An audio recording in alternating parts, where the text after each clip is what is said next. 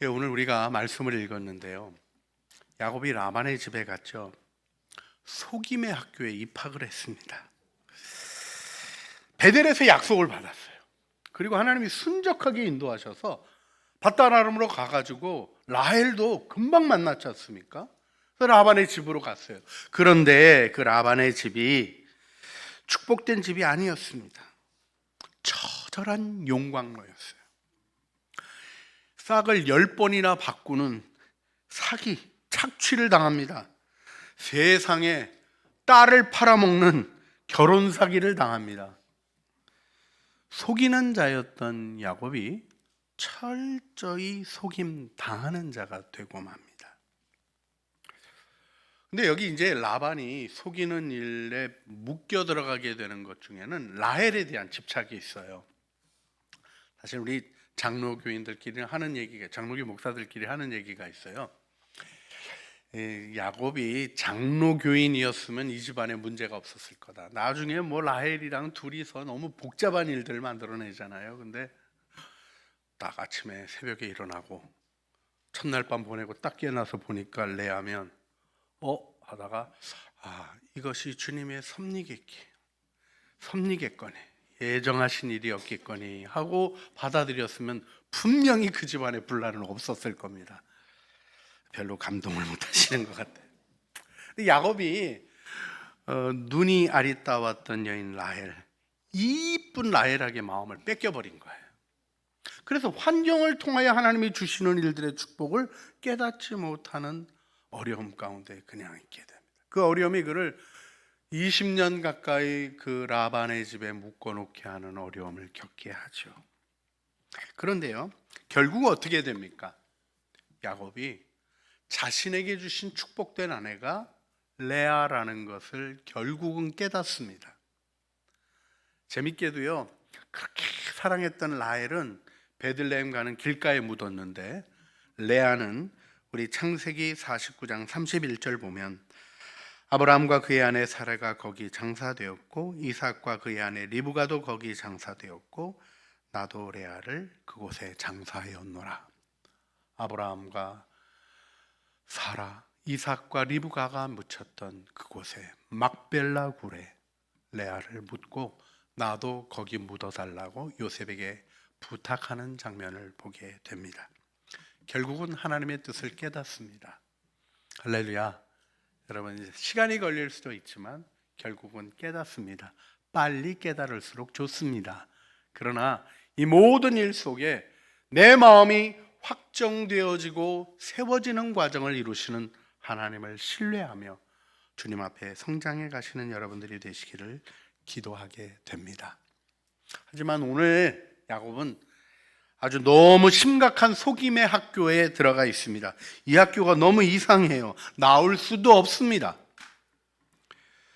장인 라반이 야곱을 속이는 이 고통이 지속되어집니다.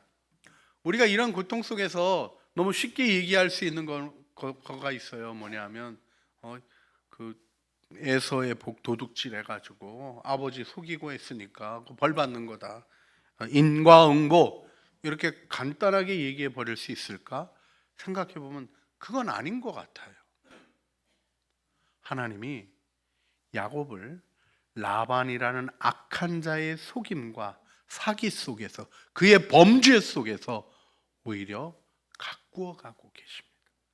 믿음의 조상으로 세워가고 계십니다. 우리가 다음 주에 보겠습니다만 놀라운 은혜를 베푸시며 그가 그 모든 문제를 극복하게 하십니다. 우리가 받은 축복은 다름 아니라 이 하나님과 더불어 살아가게 하신 은혜입니다. 그렇습니다. 자신의께로 상황을 통제하려던 야곱은 이제 통제불능, 권력의 남용 속에서 억울한 일을 당합니다. 자신의 무력함을 배웁니다. 그런데 그 가운데서 그는 오히려 오직 하나님의 때를 기다리는 법, 신뢰를 훈련하게 됩니다. 여러분, 어떤 삶의 환경에 놓여져 계십니까? 혹시 너무나 이해할 수 없는 억울하고 불공평한 것이 있다고 생각하지는 않으십니까? 괴롭고 힘든 것이 상처같이 내 마음을 누르고 있지는 않으십니까? 이 모든 것의 아픔을 충분히 공감합니다마는 그럼에도 불구하고 혹시 이것이 하나님이 나를 가꾸어 가시는 하나님의 교실은 아닌가 한번 반추하고 기도해 보는 시간을 가지시기를 주님의 이름으로 부탁드립니다. 우리가 이 레아가 갈망 가운데 아들들 이름 짓는 장면을 오늘 보게 됩니다. 레아는 인정의 욕구와 관계 집착 속에서 어떻게 보면 밑 빠진 독에 물 붓기 같은 형태의 삶이 이어집니다. 여러분, 이 지금 오늘 속임의 학교, 제가 이렇게 이름 붙였는데 이 학교장의 큰딸 레아가 나오는 거예요. 근데 이 레아가 고통을 당하고 있습니다. 무엇으로 고통당합니까? 딸들까지 희생물로 치르려는 어떻게 보면 비열한 아버지가 있는 거예요. 너무나 큰 아픔 아닙니까? 여러분, 우리 새한글 성경으로 창세기 29장 25절 말씀을 보면 이튿날 아침이었다. 아니, 신부가 레아가 아닌가 이렇게 번역했어요. 너무 잘 번역한 것 같아요. 일어나 보니까 라헬인 줄 알았는데 레아인 거예요. 여러분, 이 일 속에 있었던 일에 야곱의 황당한 마음이 얼마나 힘들었겠나 하는 생각도 하게 됩니다마는 그것과는 비교할 수 없는 레아의 비통한 마음이 느껴집니다. 그렇죠. 레아는 아버지 라반의 속임수에 협력해야만 했습니다. 신방에 들어가는 그때 레아는 자신이 대체품이라는 것을 알고 있었습니다. 아버지의 도구로 사용되어지는 굴욕감을 감당해야 했고, 여러분, 레아를 신방으로 들여보내면서 라반이 뭐라 그랬겠습니까? 입담으로 들여보낸 거예요. 행복해야 되는 첫날 밤이 너무나 아픈 비극으로 이 여인에게 다가오는 것을 보게 됩니다. 이건 단순한 정략 결혼 같은 게 아니에요. 처음부터 거부당할 것이 명확하게 보여지는 그 신방에 들어가는 것입니다. 그 밤은 결혼의 기쁨이 아니라 예측되어지는 거절감의 시작이었습니다. 히브리어로 보면요, 25절이 아침이 되었다. 그리고 야곱이 그녀를 보니 아주 충격과 실망이 강하게 기록되어져요. 하지만 레아는 어떻습니까? 더 아프지 않아요? 자신을 쳐다보는 남편의 눈에서 실망을 읽어야만 했습니다. 그는 자신을 보고 비명을 지르며 아버지를 원망하는 남편의 분노에 찬 목소리를 들어야 했습니다.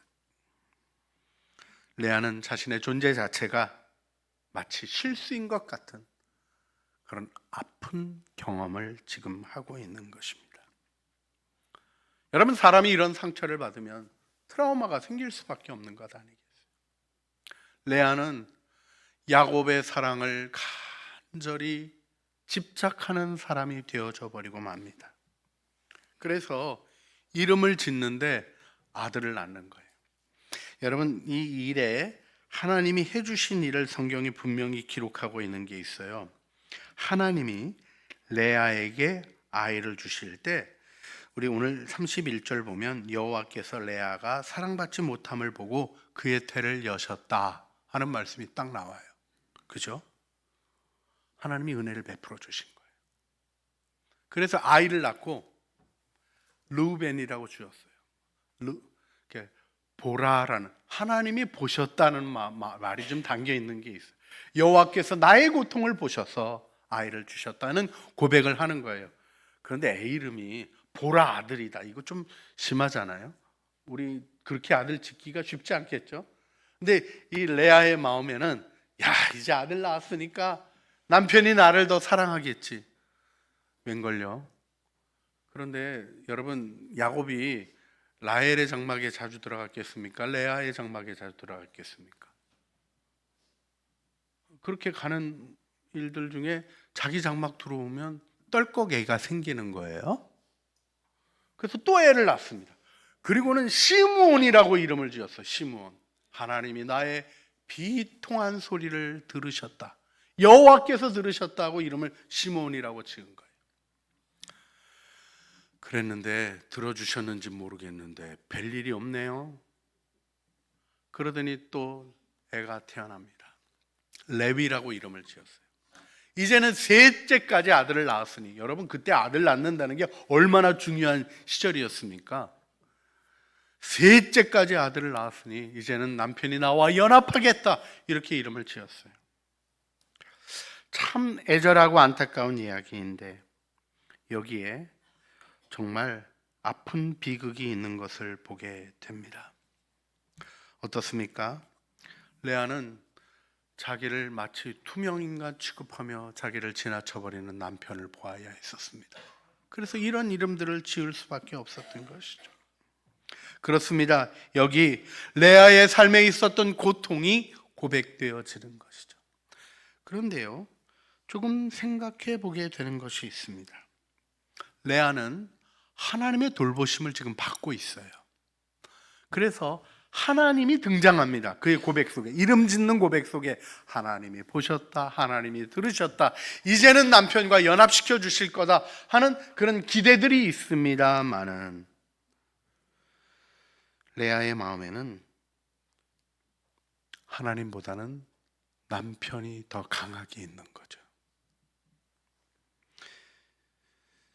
레아가 3번의 실망 속에 하나님은 나를 돌보시고 내 기도를 들어주시는데 왜 남편은 변하지 않는가라는 질문이 있지 않았을까요? 4번째 아이가 또 태어납니다. 그때 레아가 깨닫게 됩니다. 이제는 여호와를 찬양하리로다. 여러분, 3번째 아이와 4번째 아이 태어나는 장면 사이에 무슨 다른 반전이 있거나 얘기가 기록되어 있습니까? 전혀 기록되지 않습니다. 하나님이 레아에게 하염없이 은혜를 반복해서 베푸시는 은총의 얘기가 기록되었을 뿐입니다.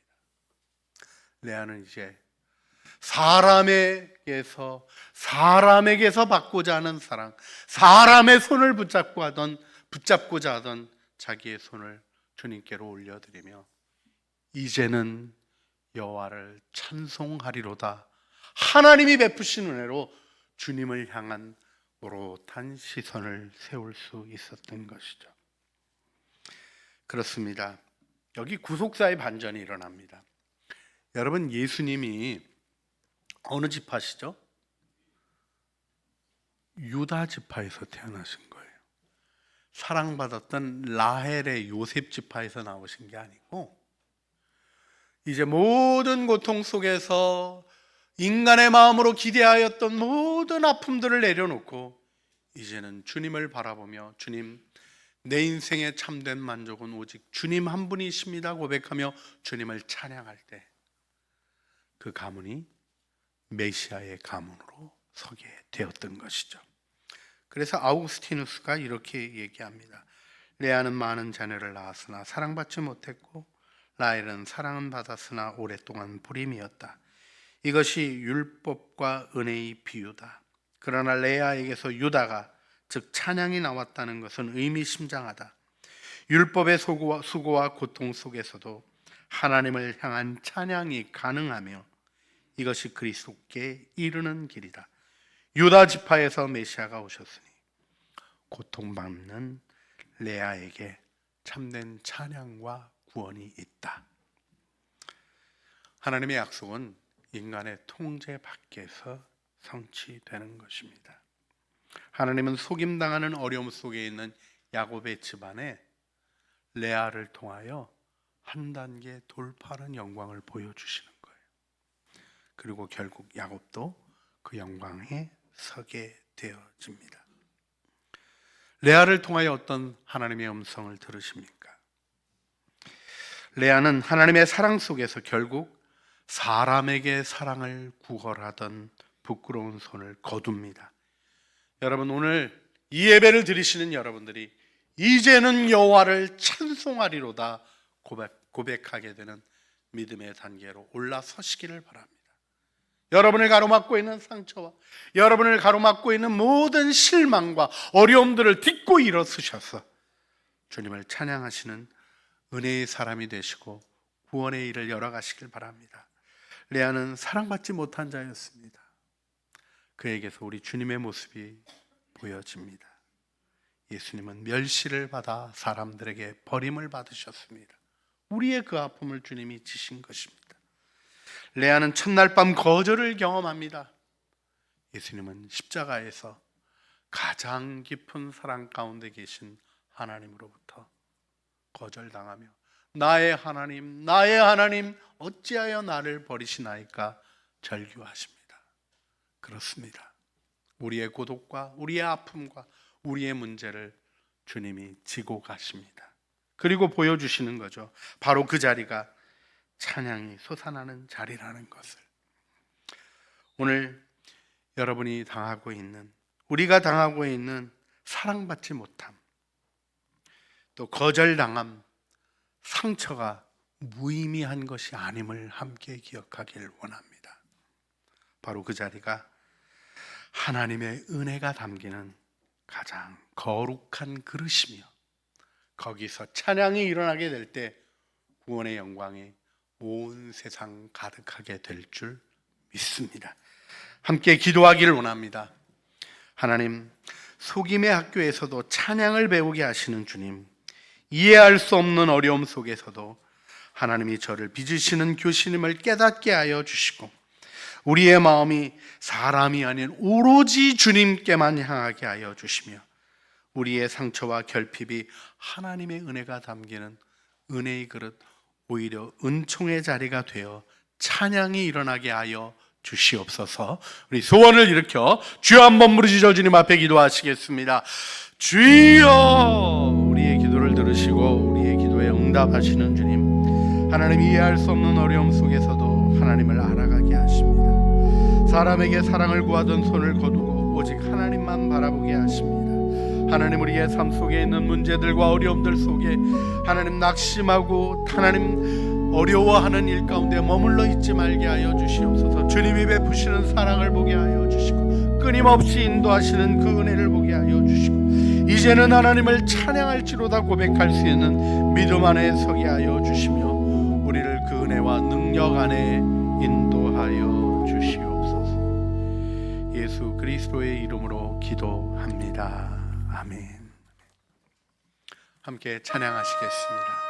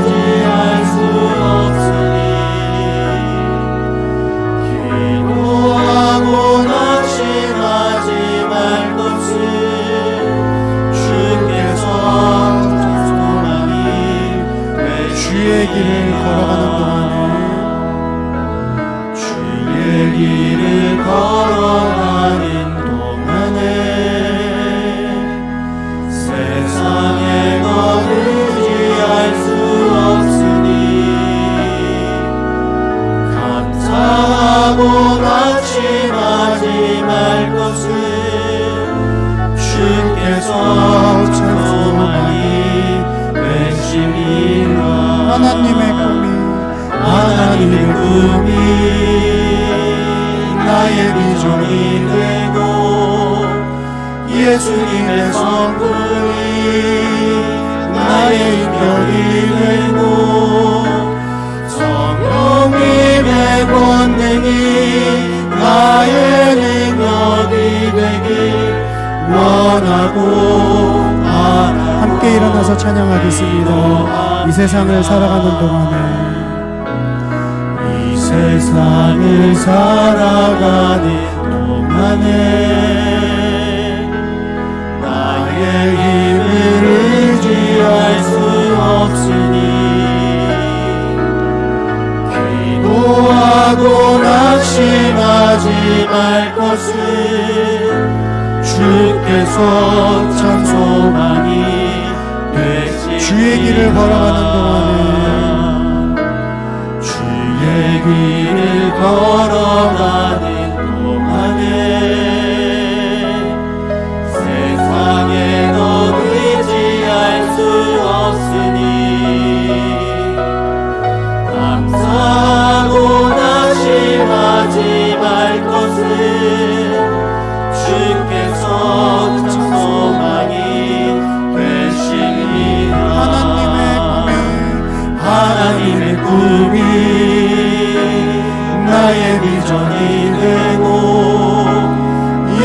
예수님의 성품이 나의 인격이 되고 성령님의 권능이 나의 능력이 되길 원하고 한 번 더 찬양하겠습니다. 하나님의 꿈이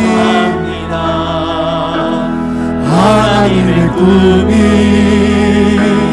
나의 비전이 되고 예수님의 성품이 나의 인격이 되고 성령님의 권능이 나의 능력이 되길 원하고 바라고 기도합니다. 그가 또 임신하여 아들을 낳고 이르되 내가 이제는 여호와를 찬송하리로다 하고 이로 말미암아 그가 그의 이름을 유다라 하였고.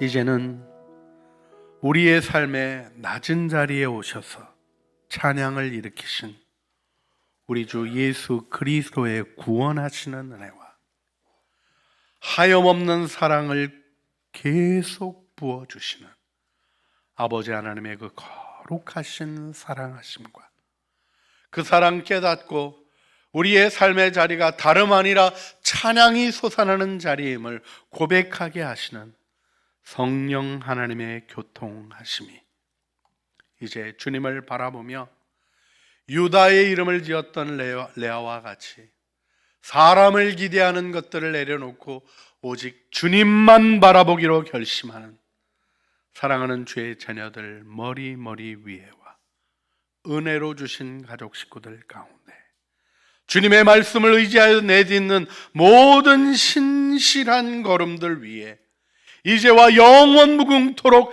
함께 있어지기를 간절히 축원하옵나이다. 아멘.